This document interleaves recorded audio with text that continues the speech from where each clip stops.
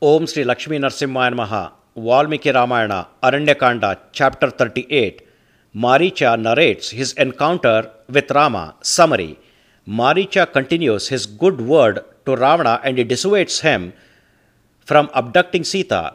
His advice is that the dalliance with others' wife is the greatest sin, more so with Rama's wife, as Rama's valor is irrefutable. Maareecha narrates how Rama hurt him while safeguarding Vishvamitra's Vedic ritual when Rama was still a young boy. Chapter 38 in detail. At one time, even I was on the row around this earth, taking pride in my valor, bearing the strength of 1,000 elephants, mountainous in my size, and black cloud-like in my sheen, wearing ear knobs and a crown made out of refined gold, with a bullion as my weapon, and such as I was, I rambled Dandaka forest, causing terror to the world and eating the fleshes of sages. Thus Maareecha started to narrate his experience with Rama.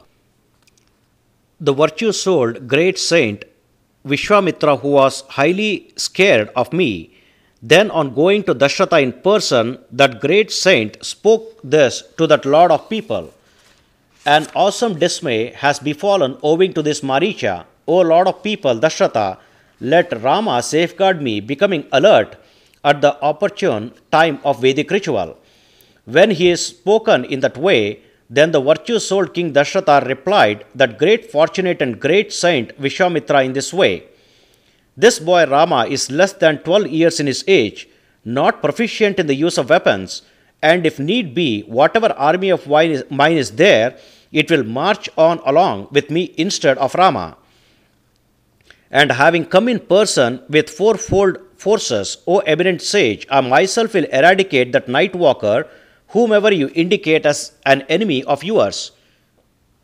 So said Dasharatha to Vishvamitra. When the sage Vishvamitra has spoken thus, then he said to the king, no other force in the world than Rama can counterbalance the demon. No doubt, you are a defender of gods in war, and O kings, the exploits you have undertaken on behalf of gods are well known in the triad of worlds. Maybe your army is a remarkable one. O any enemy inflamer, let it sit tight here alone.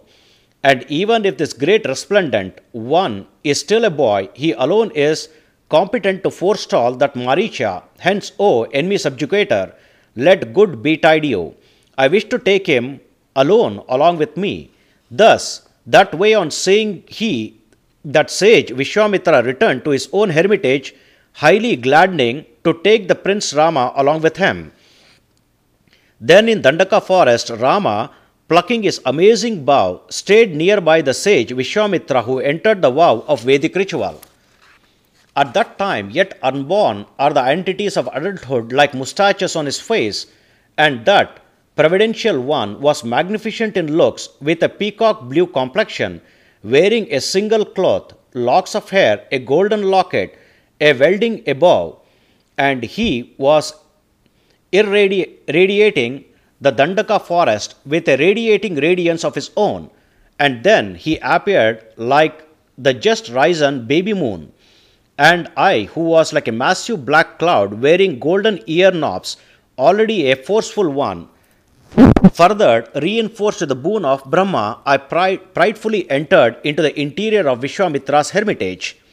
Rama quickly noticed me, and on my very entry with an uplifted weapon, and on seeing me, he unexcitingly strung bowstring to his bow, unmindful, trivializing him as this Raghava is just a boy. I made haste and ran towards the fire altar of Vishvamitra.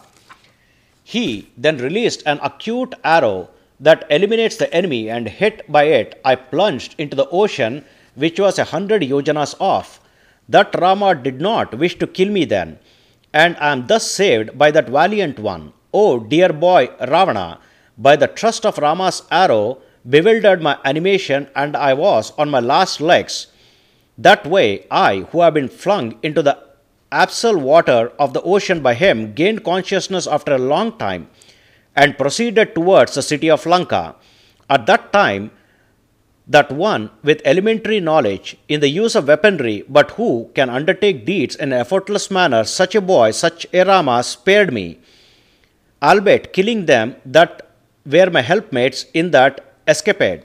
Thereby, if you wish to make any confrontation with Rama, despite of my proscribing you, you will ruin yourself on getting a disastrous calamity. The demons are methodical in sporting and flirting. Thus, by their own conduct, they are also socializing and frolicking, and to them you derive distress and disaster. Dense with skyscrapers and palaces and decorated with many a gemstone is that city Lanka, but you will see it completely shattered down for the sake of that Maithili.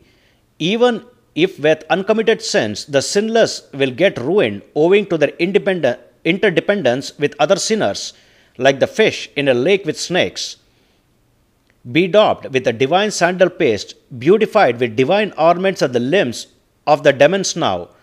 Perchance you will be seeing them trampled out on ground for the blunders of yours. Maybe you will have to see the fleeing of the night walker surviving after the carnage in all 10 directions, some abandoning their wives and some along with their wives only for lack of protector.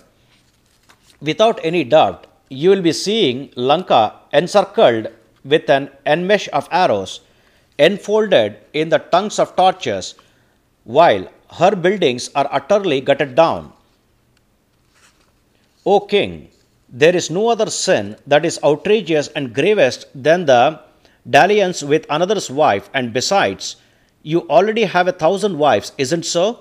Abide by your own wife and be delighted with her. O demon, safeguard your own ethnos, thus safeguard dignity, affluence, and kingdom of demons, thereby safeguard even your own dear life.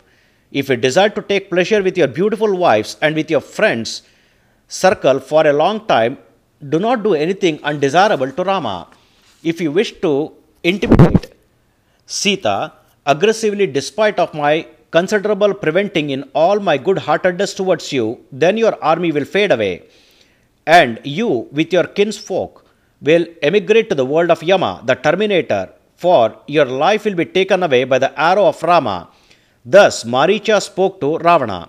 Thus, this is the 38th chapter in Aranya Kanda Valmiki Ramayana, the first epic poem of India. Sri Moola Rama Vijayate. Om Sri Krishnarpanamastu.